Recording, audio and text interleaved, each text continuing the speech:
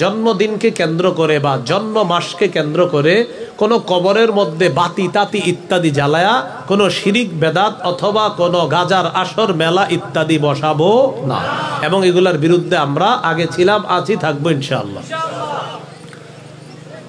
যেমন একজন ওই হুজুর বললেন না উনি, তো ওনারেও বলবো আপনারা যারা আছেন এটা লিখিত আকারে বিবারিয়ার বড় হুজুর যারা ওনাদেরকে সামনে রাইখা দায়িত্বশীলদের কাছে পৌঁছান যে আমরা আসলে বিরোধিতা করছি কোন জায়গায়, এটা পৌঁছাইতে হবে। হবে ইনশাল্লাহ, সব শেষ হবে, সব কি হবে, শেষ হবে ইনশাল্লাহ। ওলামায়ে কেরাম মূর্তি কয়টার বিরোধিতা করছিল? একটার। কয়টা? এখন গেছে প্রায় 90 ভাগ, ইনশাল্লাহ 10 ভাগও থাকবে না। শিরিক বেদাত দেশ থেকে চলে গেলে রহমত আর বরকত বৃষ্টির মতো আসবে, মাথায় রাখতে হবে। তো জন্মদিনকে কেন্দ্র করে বেদাত নিষিদ্ধ। সহিহ বুখারীর বর্ণনা 2697 নম্বর হাদিস, আম্মা জান আয়েশা সিদ্দিকা রাদিয়াল্লাহু তাআলা আনহার বর্ণনা, তিনি বলেন ক্বালা রাসূলুল্লাহ সাল্লাল্লাহু আলাইহি ওয়াসাল্লাম মান আহদাসা ফি আমরিনা হাযা মা লাইসা ফিহি ফাহুয়া রাদ্দুন। কেউ যদি আমাদের পূর্ণাঙ্গ শরীয়তের মধ্যে ইবাদতের নামে নতুন কিছু করে, এটার নাম হবে বেদাত। এই বেদাত প্রত্যাখ্যান করা হবে। বলেন তো পূর্ণাঙ্গ শরীয়তের মধ্যে ঈদ কয়টা? শরীয়তের মধ্যে ঈদ কয়টা? তাহলে তৃতীয় ঈদের নাম কি হবে? না বেদাত। কি হবে? বেদাত। এই বেদাত গ্রহণযোগ্য না। এবার আমার সাথে বলেন, কবর কেন্দ্র করে শিরিক করা যাবে না, বেদাত করা যাবে না।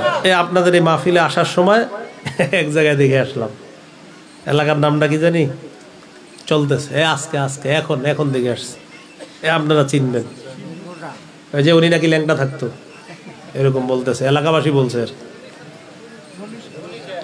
যেটাই হোক, আমার কথা হলো ওইটা আবার প্রিয় আকলরে জিজ্ঞাসা করবেন যে একজন পীর যিনি শ্রদ্ধার জিনিস, শ্রদ্ধার মানুষ, পীর কি কয় ল্যাংটা না, এটা শরীয়তের আলোকে তো হারাম, কিন্তু আপনি আকলরে জিজ্ঞাসা করেন যে আকল, আচ্ছা আমার পীর কি ল্যাংটা হইতে পারে? আকল বলবে হেৎ, পীর আবার ল্যাংটা হয় কেন? তো এরপরে আপনার ভিতরে ওই গাঁজাখুরি কিছু চিন্তা ভাবনা বলবে না, ল্যাংটা হইলেও অনেক কিছু আছে, যদিও দেখা যায় কি আছে। এই হলো বিষয়টা। আরে ভাই, এলাকার মানুষকে বুঝান ল্যাংটা পীর হয় কেমনে? পীর মানে আমরা বুঝি, যেমন হাফিজি হুজুর নামটা বললেই শ্রদ্ধায় পুরা বুকটা ভরা যায়, যে হাফিজ হুজুর মানে আমরা দেখি নাই, কিন্তু শ্রদ্ধায় বুক ভরা যায়। তো পীর মানি তো শ্রদ্ধা, ভক্তি, ভালোবাসা, এই শ্রদ্ধায় ভরে যাবে বুকটা। কিন্তু আপনি যখন শুনলেন যে ল্যাংটা পীর, বিষয়টা কি হলো? এটা তো শ্রদ্ধার জায়গাটা কোথায় থাকলো? আর সেটাই বলছিলাম, এগুলা নিষেধ ভাই, এগুলা কিন্তু হারাম। সহিহ বুখারীর বর্ণনা 427 নম্বর হাদিস। এই হাদিসের বর্ণনাকারী আয়েশা সিদ্দিকা রাদিয়াল্লাহু তাআলা আনহা, তিনি বলেন আন্না উম্মা হাবিবাতা ওয়া উম্মা সালামাতা যাকারাতা কানিসাতান রাআইনাহা বিল হাবাশা ফিহা তাসাবির। নবীজির বিবি উম্মে হাবিবা উম্মে সালামা রাদিয়াল্লাহু তাআলা আনহুমা হাবশায় গিয়ে একটা গির্জা দেখলেন। গির্জার মধ্যে দেখলেন মানুষের মূর্তি বসানো। গির্জার মধ্যে, গির্জার নিচে হলো মানুষের কবর, গির্জার ভিতরে হলো মানুষের মূর্তি। নবীজির কাছে বললেন, ইয়া রাসূলুল্লাহ, ইবাদতখানার নিচে দেখলাম কবর, কবরের উপর ইবাদতখানা, আর ইবাদতখানার ভিতর ওই আল্লাহর ওলির মূর্তি দেখা যায়। নিচে ওলি, উপরে ইবাদতখানা, ইবাদতখানার ভিতরে ওলির মূর্তি। فقال رسول الله صلى الله عليه وسلم إن أولئك إذا كان فيهم الرجل الصالح فمات بنوا على قبره مسجدا وصوروا فيه تلك الصور। এরা হলো ওই সমস্ত মানুষ যাদের মধ্যে কোনো ভালো মানুষ যখন মারা যায়, ওই মানুষটাকে তারা কবর দেয়। কবর দেওয়ার পর তার কবরের উপর তারা একটা সেজদার স্থান বানায়, আর ওই সেজদার স্থানের মধ্যে তারা আল্লাহর ওলিদের মূর্তিগুলা বসায় দেয়। উলাইকা শিরারুল খালকি ইনদাল্লাহি ইয়াউমাল কিয়ামা। কিয়ামতের ময়দানে তারাই হবে আল্লাহর কাছে সবচাইতে নিকৃষ্ট জাতি, বলি নাউজুবিল্লাহ। তাহলে বলেন, কবর কেন্দ্র করে যারা সেজদার স্থান বানায় আল্লাহর কাছে তারা কি জাতি হবে? সবচেয়ে নিকৃষ্ট জাতি, সবচেয়ে নিকৃষ্ট জাতি হবে তারা।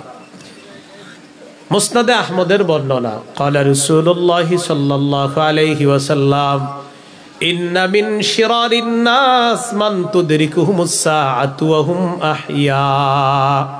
নবীজি বলেন, পৃথিবীর মধ্যে সবচাইতে নিকৃষ্ট মানুষ হলো দুই দল।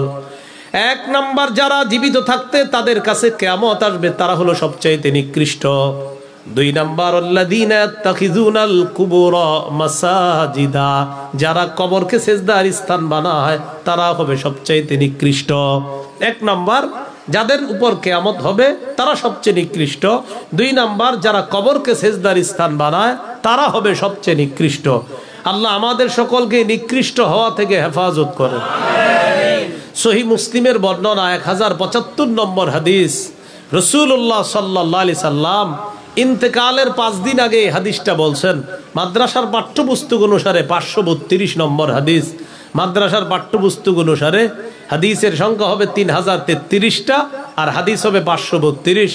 আপনাদের পকেটের উস্তাদ অনুযায়ী মোট হাদিস সংখ্যা হবে 7453, হাদিস নাম্বার হলো 1075। কি অনুযায়ী? পকেটের উস্তাদ আবার দেখে ওই সিপা সুপা গিয়ে মিলায় এরকম, তো এই জন্য এটা না বললেও কিচ্ছু হইতো না। এরপর এটা ফা ফা বলে দিই কেন? ওই যাতে ঝগড়া টগড়া না করেন। এটা কিন্তু বলা জরুরি না। এটা এই যে 1075 এটা ওয়ার্ল্ডে ফলো করা হয় না। আমাদের মাদ্রাসার যে কিতাবটা এটা সারা ওয়ার্ল্ডে ফলো করা হয়। এই হাদিসের মধ্যে নবী বলেন, ক্বালা রাসূলুল্লাহ সাল্লাল্লাহু আলাইহি ওয়াসাল্লাম, আলা ওয়া ইন্না মান কানা ক্বাবলাকুম ইত্তাখাযু কুবুর আমবিয়াইহিম ওয়া সালিহিহিম মাসাজিদা।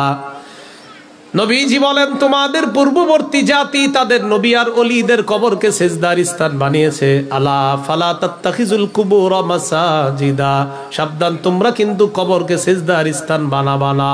আনহাকুম আন যালিকা, আমি নবী তোমাদেরকে নিষেধ করে গেলাম। ইন্তেকালের 5 দিন আগে বলছে, উম্মত মায়া করে বলে গেলাম কবরকে সেজদার স্থান বানাও না।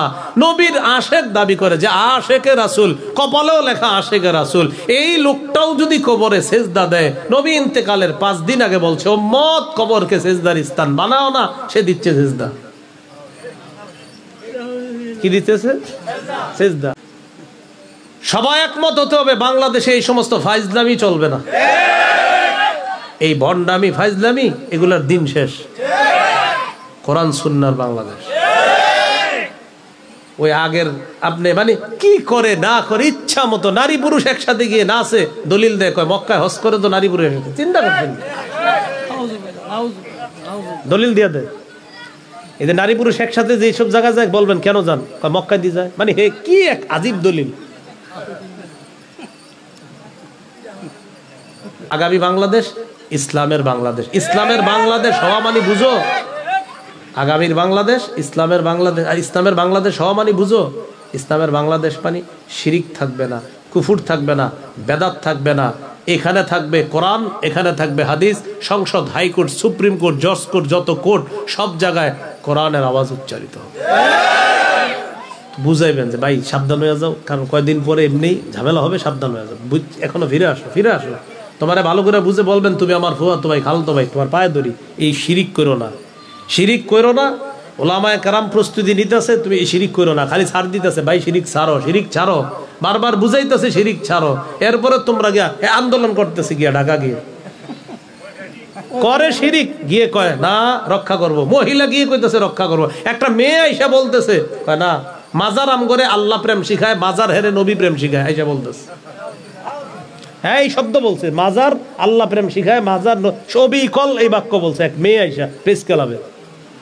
হ্যাঁ বলে আল্লাহ প্রেম শিখায়, নবী প্রেম শিখায়। বুঝে না, বুঝাইতে হবে। এদেরকে কি করতে হবে ভাই? বুঝাইতে হবে যে এখনো সুযোগ আছে বুঝানো।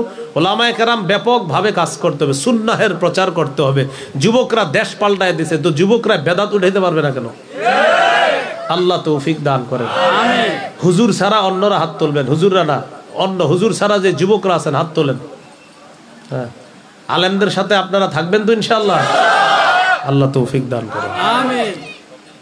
তাহলে কবর কেন্দ্রিক সেজদা শিরিক, বাড়াবাড়ি শিরিক। রবিউল আউয়ালে এই বাড়াবাড়িগুলা শুরু হয়, চলতেছে অনেক জায়গায়, হইতেছে অনেক জায়গায়। এজন্য উলামায়ে কেরাম বলছে আমরা অলিদের বিরুদ্ধে না, কবরের বিরুদ্ধে না, আমরা শিরিকের বিরুদ্ধে। আলহামদুলিল্লাহ আলেমরা বিভিন্ন মাজারে কবরে গিয়ে বুঝাইতেছে তাদেরকে যে দেখো এগুলা শিরিক, এইগুলা সামনে আর চলতে দেওয়া হবে না, আস্তে আস্তে এগুলা থেকে ফিরে আসো। ভবিষ্যতে ইনশাআল্লাহ আমরা শিরিক, বেদাত, কুফুর, মাজার, গাজার আসর বাংলাদেশে আমরা চলতে দিব না। এই হলো আপনার কবর কেন্দ্রিক শিরিক, এটা থেকে বাঁচতে হবে। এটা নবীজির জন্ম মাসকে কেন্দ্র করে ব্যাপকভাবে এশিয়া মহাদেশে চলে। আরেকটা হাদিস শোনেন, নবী ইন্তেকাল করবে যেদিন, এই দিনের হাদিস, সহিহ বুখারী 435 নম্বর হাদিস। লাম্মা নুজিলা বিরাসূলিল্লাহি সাল্লাল্লাহু আলাইহি ওয়াসাল্লাম তাফিকা ইয়াতরাহু খামিসাতান আলা ওয়াজহিহি। আল্লাহ নবী যেদিন ইন্তেকাল করবে সেদিন নিজে তার চেহারা মোবারকের উপর একটা কাপড় রাখলেন, কাপড়। ফাইদা তাম্মা, নবীর যখন প্রাণটা বের হবে কাপড়টা চেহারা মোবারকের উপর থেকে সরায় নিলেন। প্রাণ বের হওয়ার আগে কাপড় রাখলেন, প্রাণ বের হবে যখন কাপড়টা সরায় নিলেন। কাপড় সরানোর পর নবীর ইন্তেকাল হবে, এই যে প্রাণটা বের হবে ওই মুহূর্তে বললেন লানাতুল্লাহি আলাল ইয়াহুদি ওয়ান নাসারা ইত্তাখাযু কুবুর আমবিয়াইহিম মাসাজিদা। ইহুদিদের উপর আল্লাহর অভিশাপ, খ্রিস্টানদের উপর আল্লাহর অভিশাপ, তারা তাদের নবীদের কবরকে সিজদার স্থান বানিয়েছে। ইউহাদ্দিরু মা সানাউ, নবী সতর্ক করে দিচ্ছেন উম্মত আমি ইন্তেকালের পর আমার কবরকে কিন্তু সিজদার স্থান বানাবা না। এবার বলেন কবর কেন্দ্র করে মেলা বসানো যাবে না? বলেন তো কি বসানো যাবে না?